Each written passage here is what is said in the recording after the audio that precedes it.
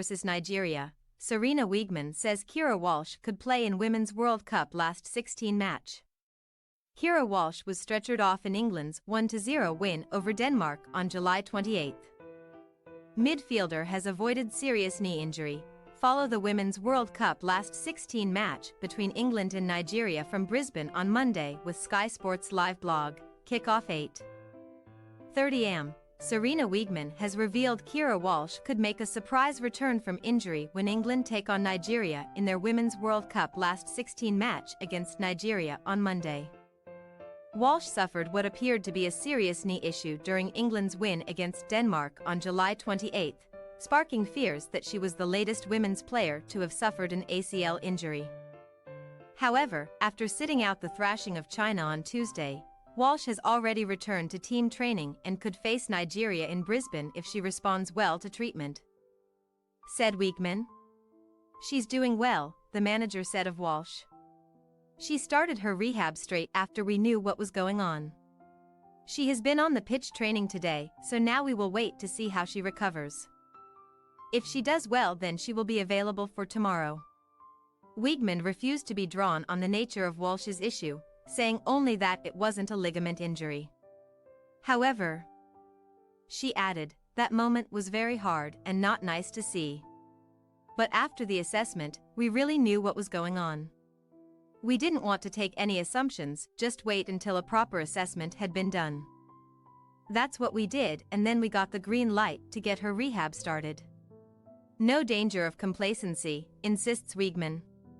The early elimination of Germany and Brazil, as well as England's stunning performance against China, have seen Wiegman's side tipped by many as likely winners of the Women's World Cup.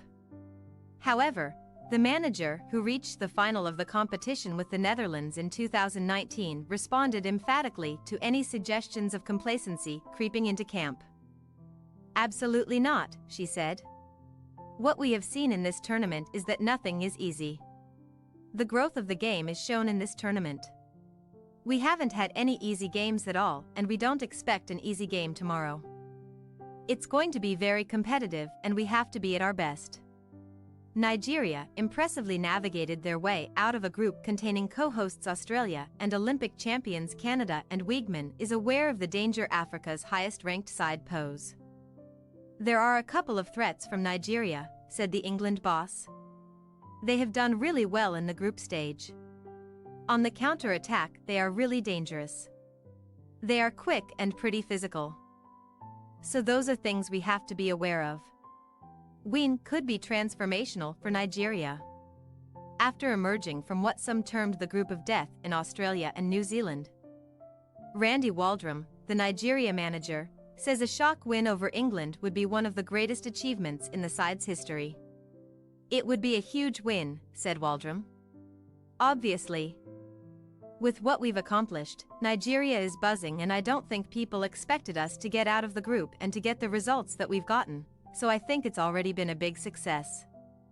If you can not only knock out the Olympic gold medalist but turn around and beat the European champions, then it'd be something extremely special back home for all the people in Nigeria and for the squad.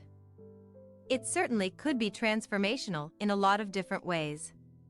Nigeria's performances have belied their FIFA ranking of number 40 and are made even more impressive given the team were in dispute with their federation over pay before the tournament, while reports suggested Waldrum's job was in danger. But they are one of 3 African sides that made it to the knockout stages and are just one win away from reaching the last 8, something they last did in 1999. "I have watched this World Cup unfold and seen some of the storylines that are out there, with teams that are successful," Waldrum, an American, said. "The African teams, the talent is there, so maybe people outside of Africa may be shocked about it. But I don't think those in Africa really are." What is the schedule?